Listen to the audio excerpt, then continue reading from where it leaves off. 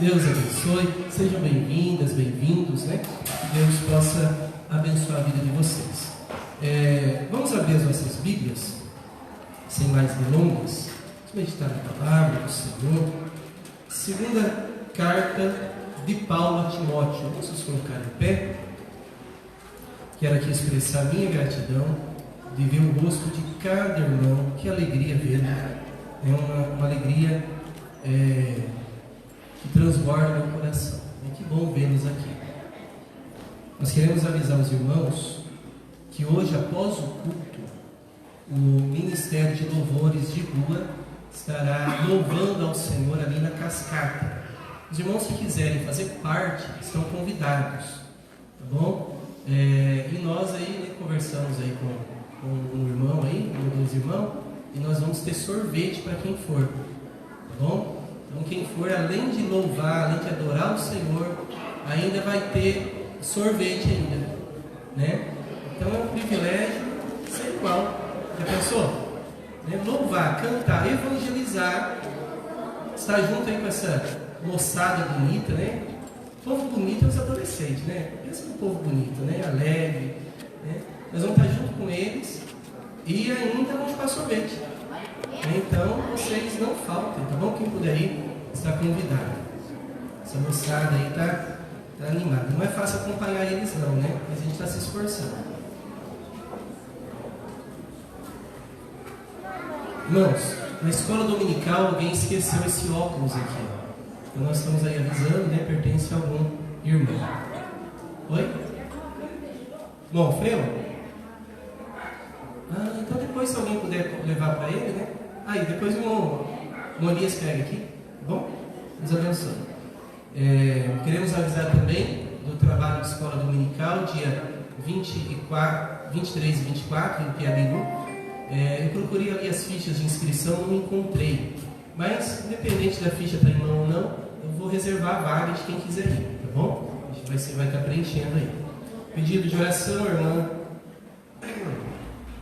Edmar, da delegacia, pede oração em nome de Jesus. Vamos estar orando por esse trabalho na delegacia. Irmãos, a palavra de Deus é como semear sementes, né? Não é como semear árvores. A gente vê o resultado a longo prazo. E já estamos vendo o resultado ali. Então é uma alegria a gente ver esse resultado ali naquele trabalho. Continue orando aí pela vida da irmã Paula, do Montinaldo, dos nossos irmãos que estão ali na delegacia, são nossos irmãos em Cristo, né? Para que Deus possa também estar abençoando a vida deles ali. Vamos ler a palavra de Deus? Lembrando, dia 25 de agosto, nós estamos programando o culto da família, né? Uma Gleice, uma Cristiane aí vão estar procurando os departamentos, círculo de oração, mocidade, coral, para estar cantando hinos voltados para a família, à medida do possível. Eu sei que não tem muita opção de hinos para a família, mas um hino que venha, uma música que venha mais ou menos de acordo aí com o tema, tá bom? Então no dia 25 daí está sendo programado esse culto aí. Terça-feira ensaio com as irmãs, aí não perca, a irmã Leia está ali, ó a cara de brava dela, ó, sorrindo, né? A gente tem que fechar a cara, assim, vocês têm que vir. Glórias a Deus. Vamos então ler a palavra de Deus. Segunda carta de Paulo a Timóteo, capítulo de número 4, versículo 1 até o versículo de número 5. Os irmãos entenderem o texto, os irmãos precisam entender que essa carta ela foi escrita por Paulo e ela foi enviada ao jovem pastor Timóteo. Timóteo estava provavelmente na cidade de Éfeso e ele tinha aproximadamente 18 anos de idade. E ele pastoreava a igreja em Éfeso com 18 anos de idade. Bom, então só para os irmãos terem uma ideia. Paulo tinha aproximadamente 60 anos de idade e ele está escrevendo uma carta ao jovem pastor daquela congregação. Então essa carta, quando você lê Timóteo, você pode ter essa ideia. Timóteo com mais ou menos 18, 19 anos de idade.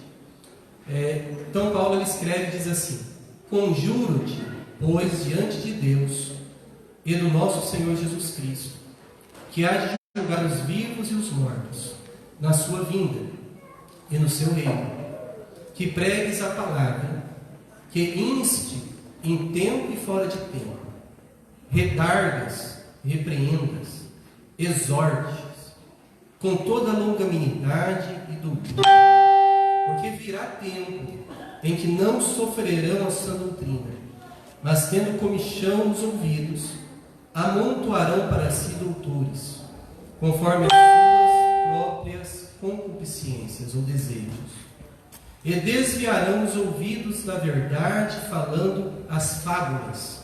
Mas tu, se sóbrio em tudo, sofre as aflições, faze a obra de um evangelista, cumpre o teu ministério. Vamos dirigir a Deus mais um minuto de oração. Querido Espírito Santo, nós estamos aqui hoje diante da tua presença, com temor, com tremor, entendendo, meu Deus, a responsabilidade que temos, Pai, de oferecer o culto a Deus e também de ouvir e guardar a tua palavra. Pedimos, meu Deus, que o Senhor venha abençoar a tua igreja, que nós possamos estar sensíveis à voz do Espírito Santo, que a tua palavra seja como uma espada afiada de dois gumes, que ela penetre até a divisão da nossa alma e do nosso espírito, das juntas e medulas, e que ela venha discernir as intenções do nosso coração. Que a tua palavra seja lâmpada para os nossos pés e luz para o nosso caminho.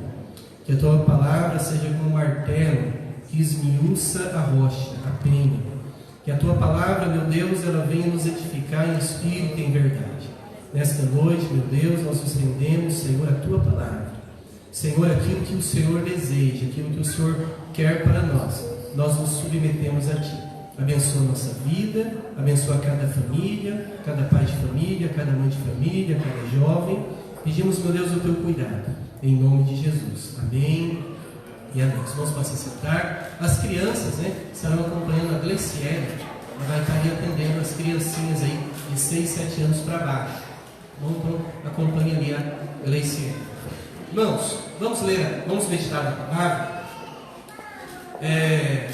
Hoje eu quero trazer uma palavra pastoral. Uma palavra pastoral.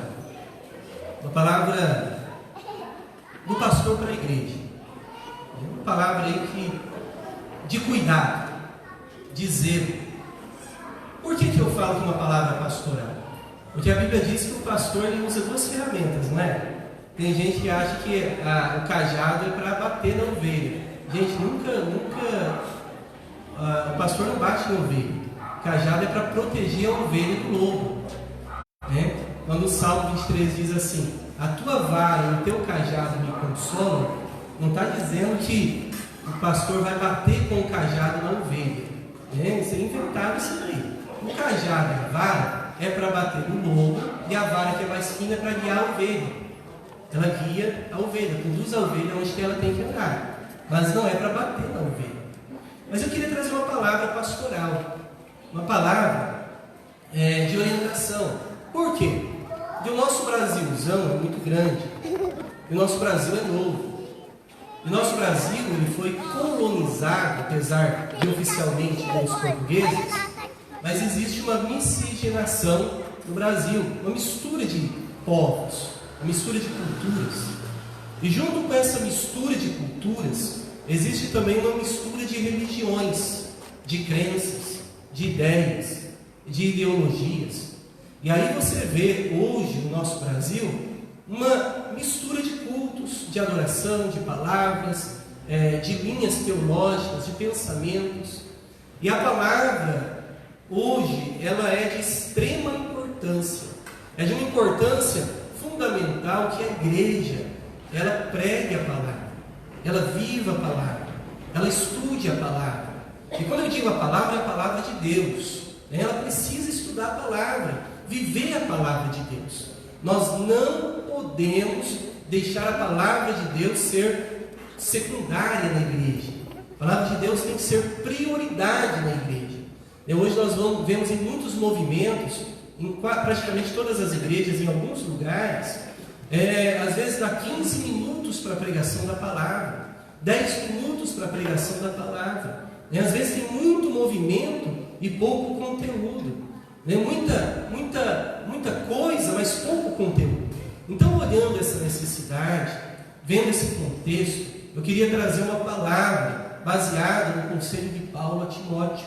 Paulo aconselha Timóteo, dizendo que Timóteo deve insistir com a igreja, insistir com aqueles que ele cuida, em tempo e fora de tempo. E o que ele deve pregar? A palavra. É isso que ele deve pregar. Ensinar a palavra, pregar a palavra. Hoje, no Brasil, existe o que nós chamamos de sincretismo religioso. É uma mistura de religião. Hoje nós vivemos uma influência oriental. O Oriente, ele trouxe a sua influência para o Brasil. Hoje nós vivemos uma influência asiática também, por meio dos meios de comunicação, desenhos que são passados na televisão, que passam a ideia dos deuses gregos, dos deuses do Japão, da China. E às vezes você pensa, isso é coisa de criança. Não é, porque ali contém nome de demônios, espíritos malignos, coisas que são semeadas na mente da criança. A criança cresce, se torna adolescente, se torna adulto. Aquilo ali fica no subconsciente da criança, fica ali enraizado nos cômodos do inconsciente daquela pessoa, e ela se torna um adulto, mas influenciado pelo desenho, influenciado pelo Pokémon, influenciado por tantos outros desenhos aí que passam na mídia. Hoje nós vivemos, o Brasil vive uma influência muito forte das religiões africanas. O africanismo trouxe essa influência para o Brasil, e hoje nós vemos essa influência às vezes entrando até em algumas igrejas, a influência afrodescendente, a religião africana, lá daquela região, lá daquela época. Nós vemos uma mistura do kardecismo com candomblé, com voodoo, com mesa branca, com mesa preta, com tantas coisas aí advindas do africanismo. E isso daí tem uma influência na nossa vida. Por quê? Porque em praticamente todas as cidades do Brasil existe um centro de macumba, um centro de saravá, existe 1, 2, 3 pais de santos que defendem a ideia, que defendem o africanismo, o paganismo. Nós vivemos também uma influência indígena, apesar de nós amarmos o índio, mas o índio ele tinha uma religião pagã, acreditava nos espíritos da floresta, acreditava na influência de demônios que influenciavam esse Brasilzão velho aí, nos primórdios do Brasil, e isso daí ainda continua enraizado no inconsciente de muitos brasileiros, influenciando. É paganismo, nós não concordamos, é pecado, não, essa ideia de cultura, amamos o índio, amamos o africano, amamos o europeu, amamos o asiático, amamos o brasileiro, mas nós somos cristãos. Nós somos cristãos, nós cremos na Bíblia Sagrada, nós cremos na Palavra de Deus. Essa é a nossa fé. Ela está acima de qualquer cultura, está acima de qualquer ideologia, está acima de qualquer pensamento desse. Dentro do sincretismo religioso, nós temos a influência europeia, que hoje é a maior influência dentro das igrejas evangélicas tradicionais. Existe uma influência muito grande das culturas europeias. O materialismo antirreligioso no Brasil é forte, dentro do Estado, dentro do governo. O materialismo antirreligioso não acredita-se em Deus. Então cria-se uma ideia, não do Estado laico, mas do Estado ateu, onde não pode se ter religião, não pode se ter fé, não pode se defender o cristianismo. Isso é uma influência muito grande. Nós vivemos dentro das igrejas chamadas evangélicas uma mistura também.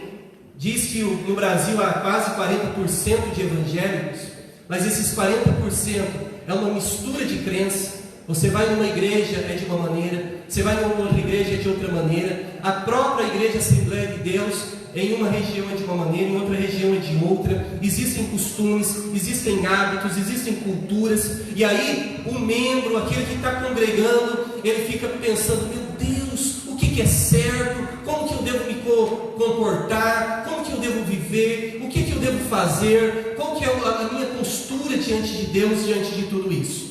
Então nós chegamos nos dias em que Paulo disse que seriam dias difíceis de entender, difíceis de compreender, porque existe um misticismo, existe um sincretismo religioso dentro das igrejas evangélicas, uma mistura de religião.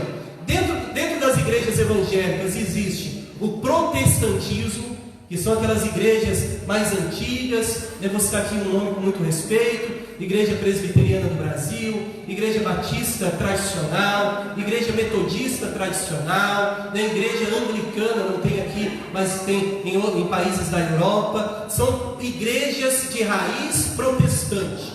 Depois disso nós temos as igrejas pentecostais, que nasceram no final do século XIX, 1890, 1910. Aí nós temos a Assembleia de Deus, temos Congregação Cristã, temos Igreja Deus e Amor, temos muitas igrejas aí dentro desta linhagem aí.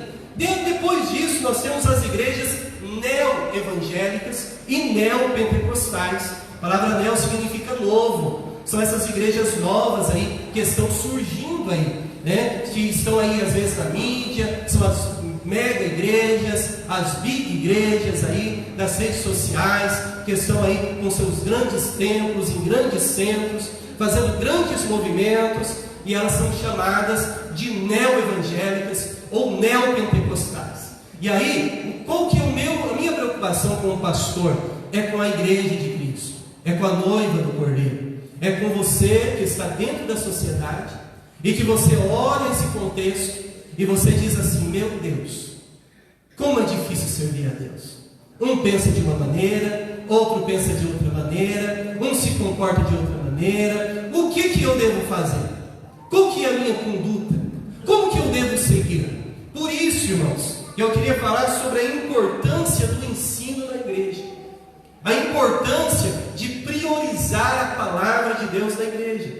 Quando nós estamos numa igreja, nós devemos nos preocupar se essa igreja tem ensino bíblico, se essa igreja prega a palavra, se essa igreja tem ensinamento bíblico. Essa é a nossa preocupação, porque essa foi a preocupação de Paulo com Timóteo. Paulo disse a Timóteo: Timóteo, insta em tempo e fora de tempo, pregue a palavra, né? Fale da palavra, pregue, ensine, defenda a doutrina, pregue a palavra em tempo e fora de tempo. Então, o que nós devemos olhar? Nós devemos olhar a Bíblia Sagrada, a palavra de Deus. E quando nós olhamos sobre a importância dela, nós aprendemos que a fé, ela é gerada pelo ensino da palavra. A fé é gerada pelo ensino. Paulo escreve no capítulo 10, versículo 17 aos Romanos, dizendo assim, que a fé, ela vem pelo ouvir, e ouvir da palavra de Deus. Paulo ainda diz no capítulo 10 assim: como crerão se não ouvirem? E como ouvirão se não tiver quem pregue? E como pregarão se não tiver alguém que seja enviado? Então Paulo está falando sobre a necessidade ali em Romanos de enviar alguém para pregar a palavra. E ele diz no versículo 17 que a fé, ela vem pelo ouvir, e o ouvir da palavra. Irmãos, a fé, preste atenção, ela não vem da oração. Pastor, o senhor está dizendo que não deve orar? Você deve orar toda hora. Paulo disse orar sem cessar. Mas a fé não vem pela oração. A fé vem pela leitura da palavra, vem por ouvir a palavra, vem por meditar na palavra. A fé, ela vem, a palavra é espírito, ela é espírito e vida, e é ela quem gera fé. Eu preciso ouvir a palavra, eu preciso meditar na palavra, eu preciso escutar a palavra. Irmãos, não existe avivamento sem pregação bíblica. Analise a história da igreja, analise. Você vê a igreja apostólica pregando a palavra no primeiro século da igreja cristã. Depois você vai ver um grande avivamento da reforma protestante, Martinho Lutero, João Calvino, John Knox e tantos outros naquela época, que morreram porque defendiam a palavra, morriam pela palavra, creram na palavra, defendiam a palavra. Meu querido, não existe avivamento. Meu irmão, entenda uma coisa: se você acha que do púlpito vem avivamento, só vem avivamento do púlpito se tiver pregação da palavra de Deus.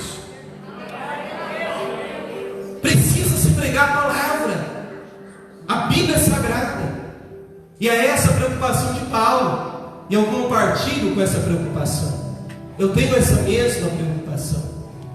E é essa preocupação que me leva a ter zelo com a igreja, de me preocupar com a igreja. Nós precisamos atentar para a palavra, precisamos cuidar da palavra. Palavra é o que nós temos de mais valioso. Meus queridos, entendam uma coisa: se tirarem de nós tudo na igreja, tirarem de nós, tirarem a oportunidade de cantar, tirarem o templo, vir aqui destruir esse templo, fechar as portas deste templo, nós não vamos deixar de ser igreja, porque nós temos a palavra, porque é a palavra que sustenta a igreja, é a palavra que dá vida à igreja, é a palavra de Deus. Olhe bem, a qualidade de ensino, ela determina a qualidade da fé. Se a fé vem pelo ouvir da palavra, então a qualidade do ensino vai determinar a qualidade da fé. Não é somente ensinar, tem que ter qualidade, porque a qualidade do ensino determina a qualidade da fé. Existem fé que é uma fé distorcida, ou é uma fé parcial, ou é uma fé doentia. Existem fragmentos da fé cristã, mas existem heresias. É como diz lá em Josué: há veneno na panela, né? Tem alguma coisa ali que está fazendo mal naquele guisado ali. É comida, mas está envenenado. Por quê? Porque tem uma heresia semeada, tem um ensinamento errado semeado. Então nós precisamos tomar cuidado. Olhe bem, o ensino, ele pode trazer fé, como também pode trazer apostasia. Por isso nós precisamos tomar cuidado com a qualidade do ensino. Existe uma frase aí que diz que a Bíblia é a mãe das heresias.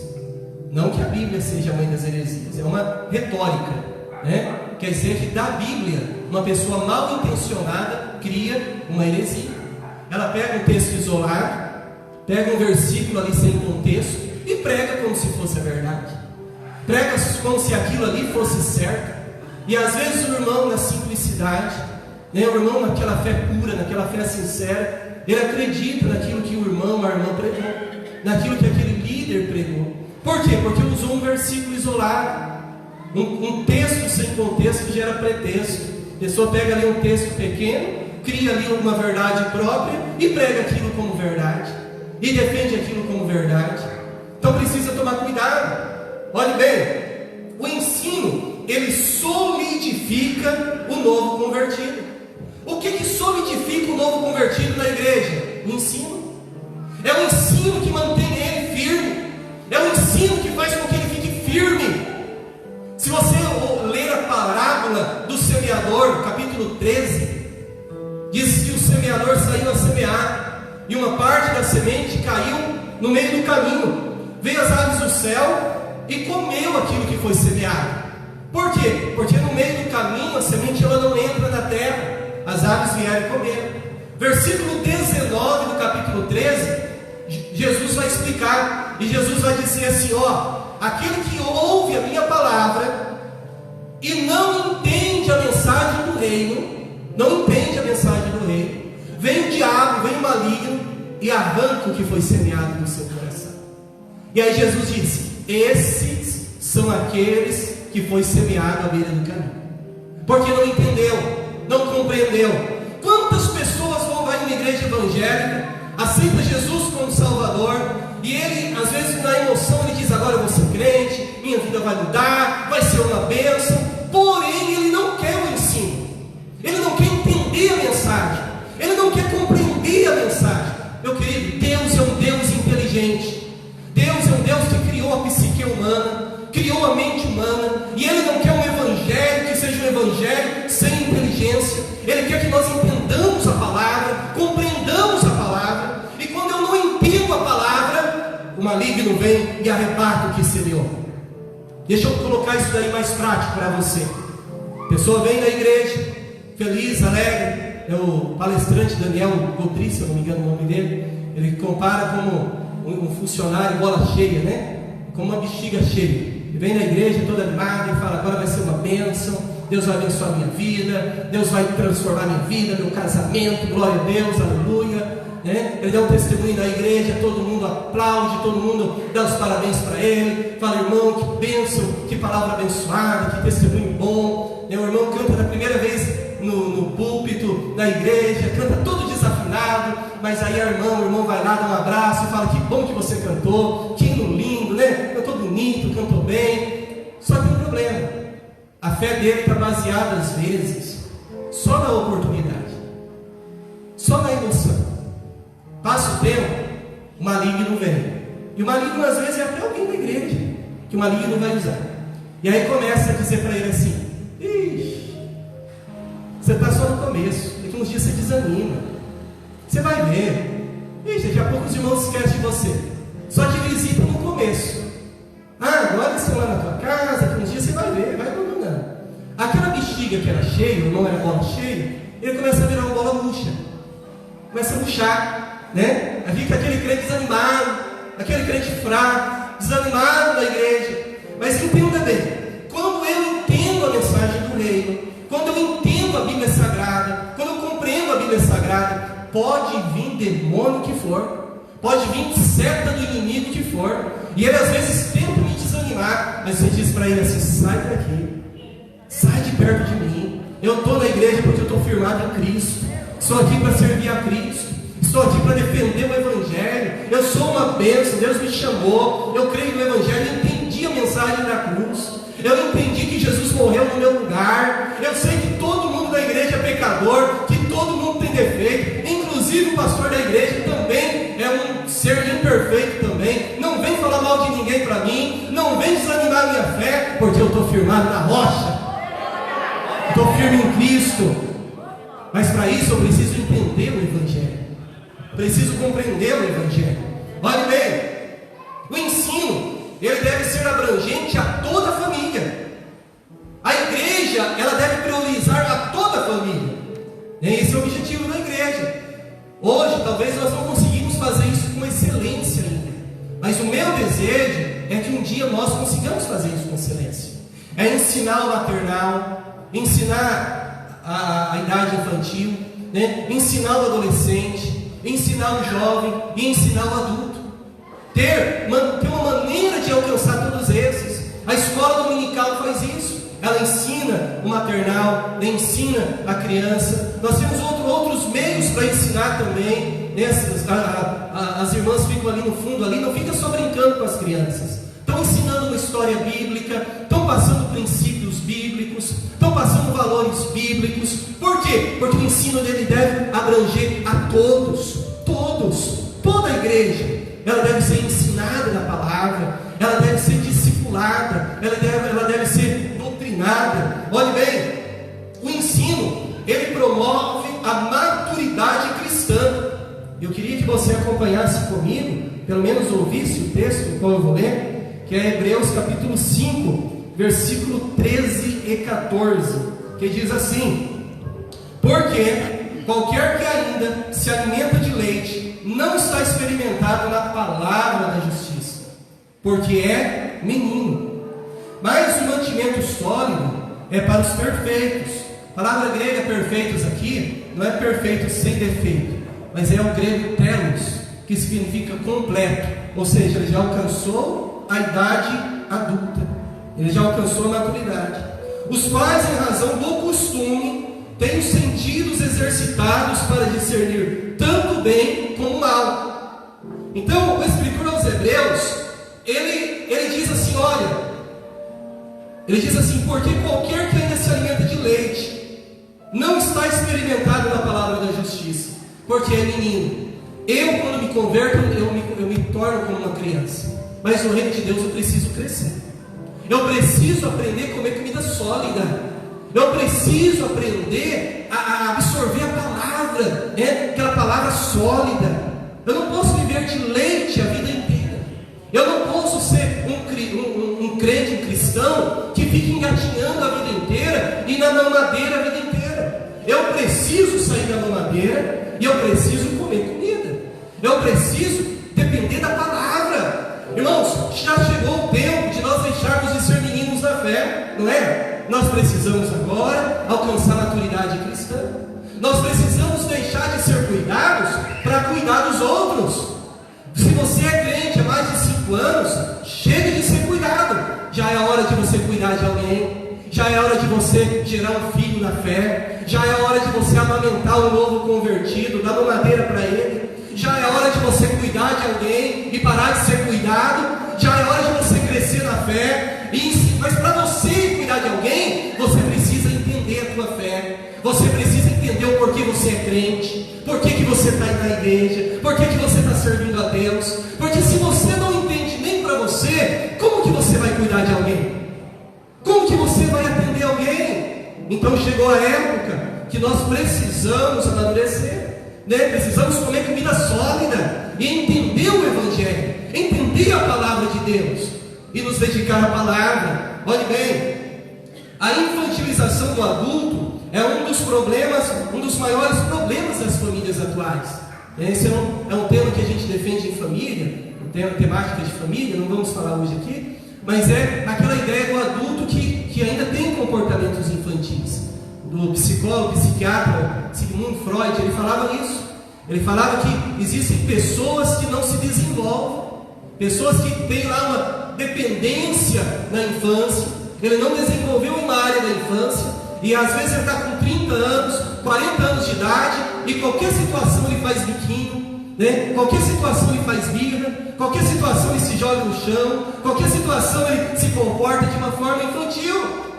Se não pode comprar alguma coisa, ele fica bravo. Se não pode comprar o celular que ele quer, fica bravo, não é? Se assim o outro não faz o que ele quer, fica bravo ou brava. O que é isso? Isso é infantilização do adulto.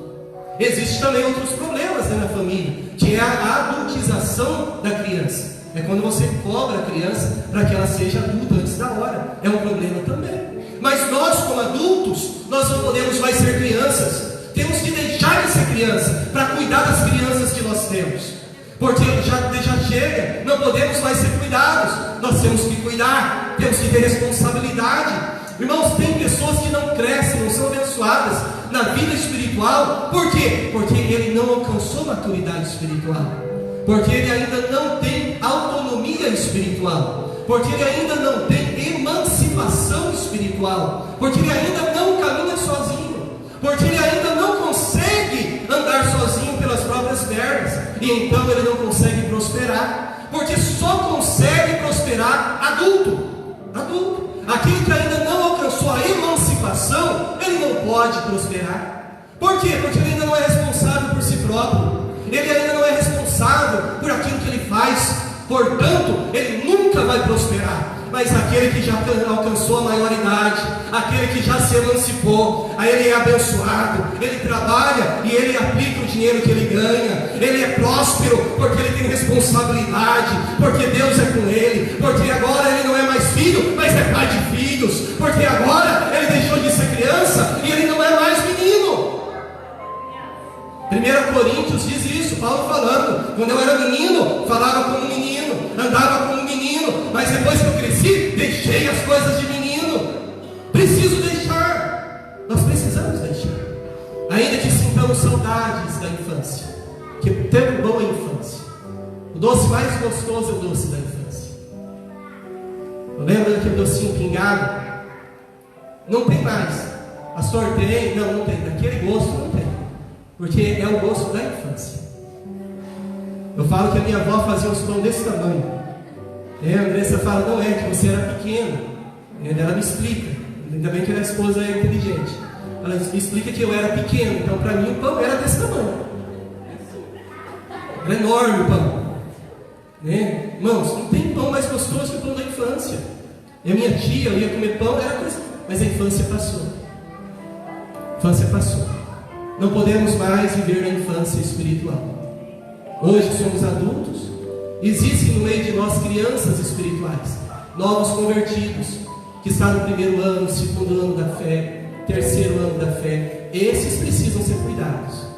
Mas nós que já alcançamos uma maioridade, não podemos mais viver assim. Não podemos mais nos comportar assim. É inconcebível a nós esse tipo de comportamento. Olhe bem, o ensino é o que caracteriza uma igreja com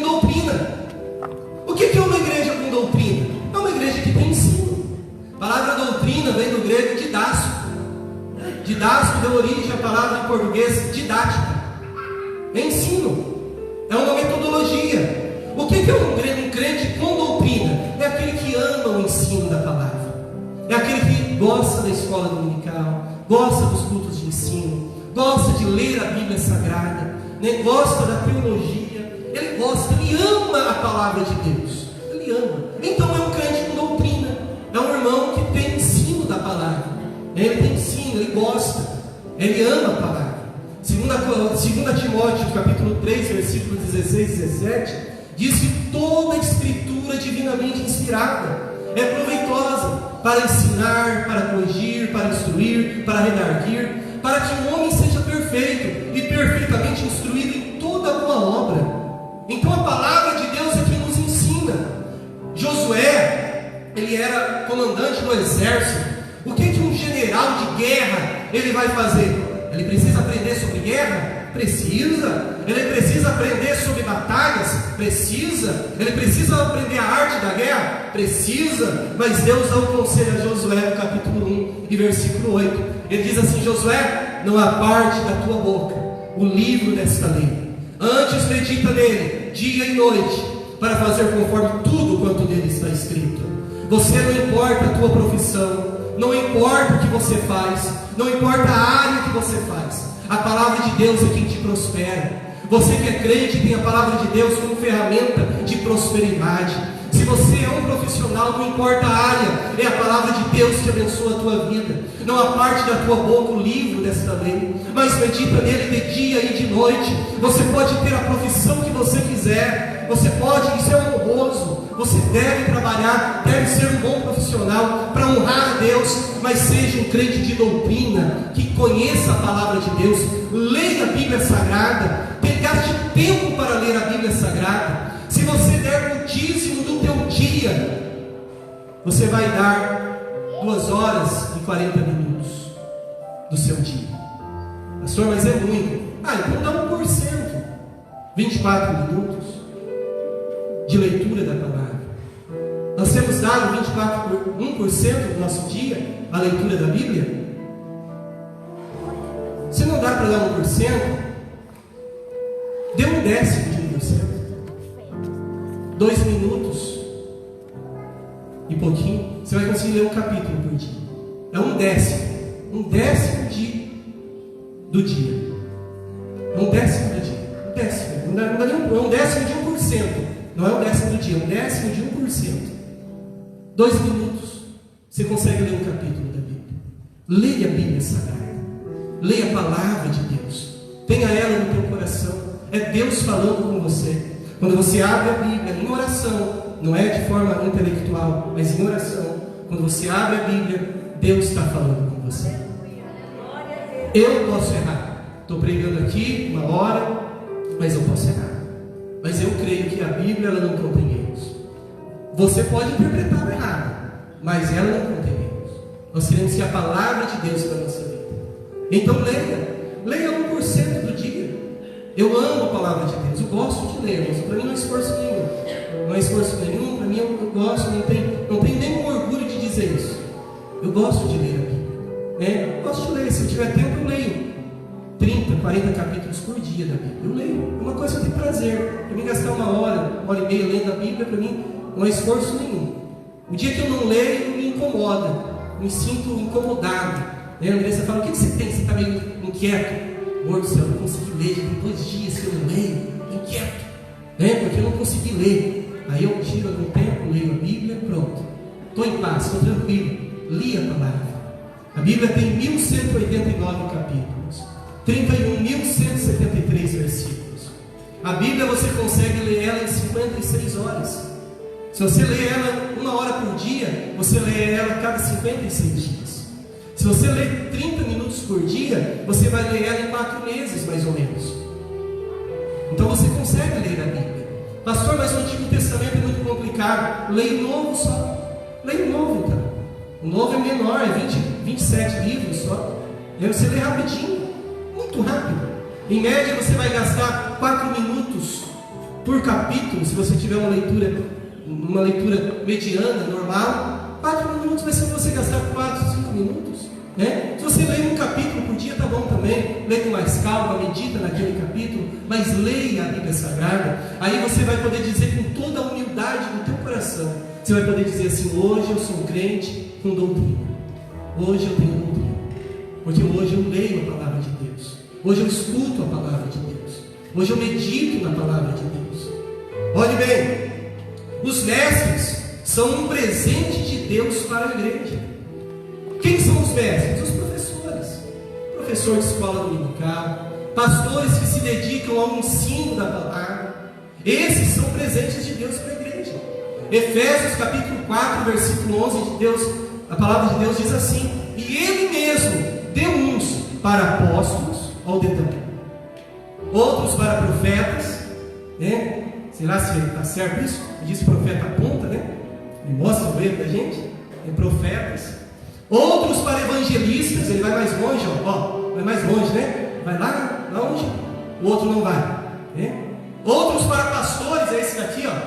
É o terceiro aqui, ó. É o ano largo, né? Pastores. E o último, mestres e doutores. Sabe por que ele é pequenininho assim? Alguns já sabem já, né? É para limpar o ouvido, ó. Você tira a cera do ouvido. O mestre é esse. O mestre, ele entra onde o apóstolo não entra, aonde o profeta não entra, aonde os outros não entram, o mestre entra. Ele entra em áreas que o outro não entra, porque ele é mestre no ensino. Ele se dedica ao ensino, se dedica à palavra. Então ele consegue entrar em áreas que o outro não entra. Ele tira a cera. Às vezes vem o falso profeta, vem as heresias, e ele tampa o teu ouvido de cera. O que o mestre faz? Ele vai lá e limpa o teu ouvidinho com cotonete, né? O cotonete do Espírito Santo. Ele vai lá e né? O dedinho do Espírito Santo vai lá e tira aquela sujeira, aquela palavra destruidora, aquela palavra herética, né? Aquela palavra apóstata, aquela palavra vinda do coração do maligno, do diabo, para a tua vida, para destruir, para te desanimar, para fazer você desistir da igreja, desistir de servir Jesus. Aí vem o mestre, ele limpa, ele tira a sujeirinha. É isso que ele faz. Então aí Paulo diz assim, que ele mesmo deu uns para apóstolos, outros para profetas, outros para evangelistas, pastores e mestres, querendo o aperfeiçoamento dos santos, para a obra do ministério. Então esses ministérios aqui preparam a igreja para o ministério. Mas quem que deu eles? Deus. É Deus que deu. É um presente de Deus para a igreja. Irmãos, nós precisamos valorizar esse ministério, que é o ministério do ensino, da palavra de Deus. Não existe igreja sem Bíblia, não existe igreja sem palavra. O ensino, ele combate eu criei um tema aqui, né? O ensino, ele combate a sentimentalogia, que tem levado aos piores desastres na fé. O que é sentimentalogia? É o estudo do sentimento, né? Você já viu? Estudo do sentimento? Eu senti. Você sentiu? Não. O que você sentiu? Não, eu senti tal coisa.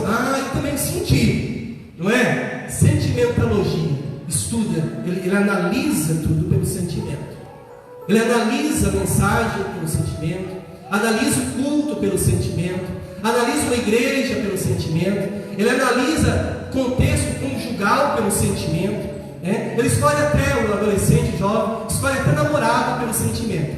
Eu senti que é de Deus, né? Eu senti, eu vi, né? Olhos, é fácil você ver quando uma moça sente. Ela sente quando ele tem 1,80 m, né? É bem fortão. Aí você pode saber que vai sentir. Aí já toca no coração, né? Já testifica. Pastor, é de Deus, pastor.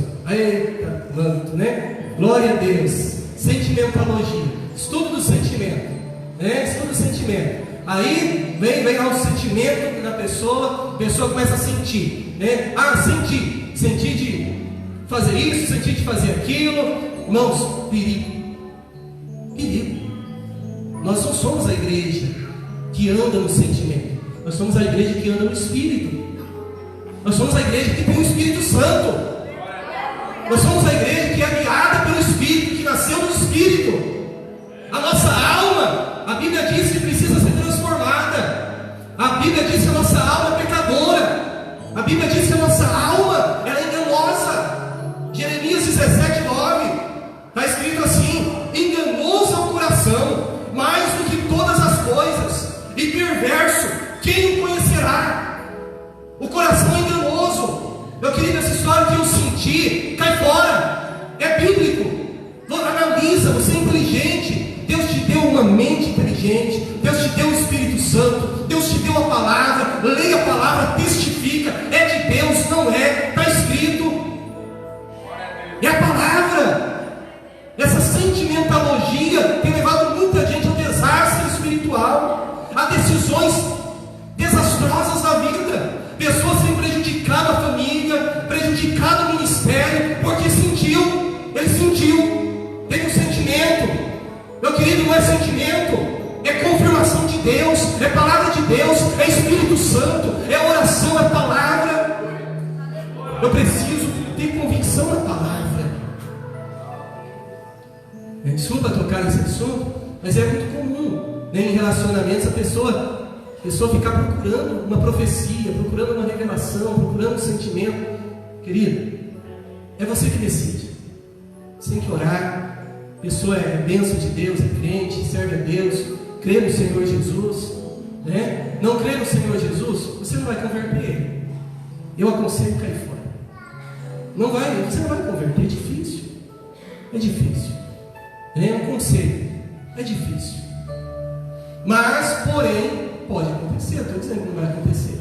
Ele convida para a igreja, vem para a igreja, espera ele ouvir a palavra assim mansa, doce como essa, né? De repente ele sai dali e fala assim: nossa, eu ouvi uma palavra bem suave do pastor, o pastor deu uma palavra abençoada, né? Bem doce, bem calma. Eu vou ser crente, né? Eu vou ser crente nessa igreja, eu vou servir a Jesus também. Aí você pode às vezes até arriscar, mas esse arriscar também é complicado, né? Você pode até tentar namorar e seguir em frente, com o tempo, com muito cuidado, até ver se vai dar certo ou não. Mas tenha cuidado. Irmãos, nós vivemos hoje dias difíceis. Dias em que muitas heresias têm entrado, muitos modismos, muita cultura. E nós, na nossa metodologia, vamos ficar em pé? Na nossa metodologia de evangelismo, a gente usa muitos métodos, né? Teve uma época que era folheto, hoje ainda usa folheto, mas é menos. Teve uma época que era, né, culto nas célula, né? Hoje ainda tem, mas também parece que diminuiu um pouco, né? Mas ainda está funcionando. A gente usa todos os meios para ganhar almas, todos os meios, todos que existirem, desde que esses meios não sejam antibíblicos, desde que esses meios não venham ferir a palavra de Deus, todos eles. Louvores na rua, vamos para a rua, vamos cantar, né? Vamos lá, vamos evangelizar, todos os meios, todos que tiver e for possível, mas eles não podem ferir a palavra de Deus, não podem. Então ame a palavra de Deus, confie na palavra, guarde a palavra no teu coração, seja um crente bíblico que crê na palavra, né? Que nós não venhamos desviar o nosso coração dessa linha de pensamento. Para finalizar, eu queria deixar um texto bem suave para os irmãos aí meditarem sobre o que Judas escreveu. Esse Judas aqui não é o Judas Iscariotes, tá? Esse Judas é o Judas que era meio irmão de Jesus, filho de Maria com José. Depois que Maria teve Jesus, ela teve filhos, e isso não deixou ela pecadora, porque filho é bênção de Deus, tá? Filho é bênção de Deus. Então isso daí não difama a Maria, a irmã Maria, pelo contrário, tá bom? E aí Judas ele escreve assim, sobre os falsos mestres, né? Contudo, também esses, semelhantemente adormecidos, contaminam a sua carne, rejeitando dominação e vituperam as autoridades. Mas o arcanjo Miguel, quando contendia com o diabo e disputava a respeito do corpo de Moisés, não ousou pronunciar juízo de maldição contra ele, mas disse: o Senhor te repreenderá. Então, estes, porém, dizem o mal do que não sabem, e naquilo que naturalmente conhecem, como animais irracionais se comportam. Ai deles, porque entraram caminho de Caim, que foram levados pelo prêmio de Balaão e pereceram na contradição de Corá. Esses são manchas em vossas festas de fraternidade, banqueteando-se convosco e apacentando-se a si mesmos sem temor. São nuvens sem água, levadas pelos ventos de uma parte para outra. São como árvores murchas, infrutíferas, 2 vezes mortas e desarraigadas. Ondas impetuosas do mar, que escumam as suas mesmas abominações. Estrelas errantes, para as quais está eternamente reservada a negrura das trevas. E destes profetizou também Enoque, o 7º depois de Adão, dizendo: Eis que vindo é o Senhor com milhares de seus anjos, para fazer juízo contra todos e condenar dentre eles a todos os ímpios por todas as suas obras de impiedade impiamente cometeram, e por todas essas duras palavras que os ímpios pecadores disseram contra eles. Esses são murmuradores, queixosos da sua própria sorte, andam segundo seus próprios desejos, cuja boca diz coisas muito arrogantes, admirando as pessoas por causa do interesse. Mas vós, amados, lembrai-vos das palavras que foram preditas pelos apóstolos e de nosso Senhor Jesus Cristo, os quais vos diziam que nos últimos tempos haveriam escarnecedores que andariam segundo os seus próprios desejos. Esses são os que causam divisões sensuais que não têm o Espírito. Amém? Nós vamos orar. Queremos deixar o aviso, estava esquecendo, quinta-feira, né?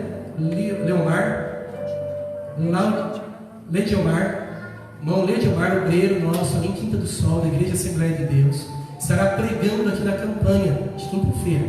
Então todos os irmãos estão convidados, a pastora Carmen está reforçando esse convite, né? Venham todos cooperar, quem puder, né? Venha, vai ser uma bênção aí essa cooperação.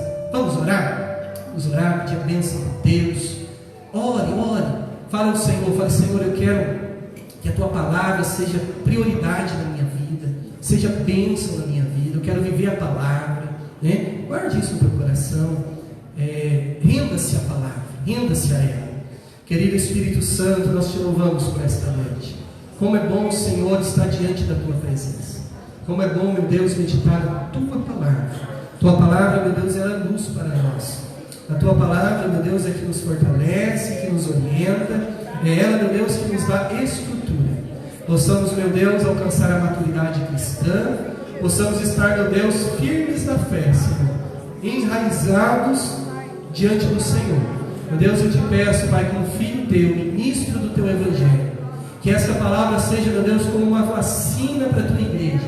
Seja como, meu Deus, uma vacina, Senhor, contra seitas e heresias, contra modismos e culturas, contra o sincretismo religioso.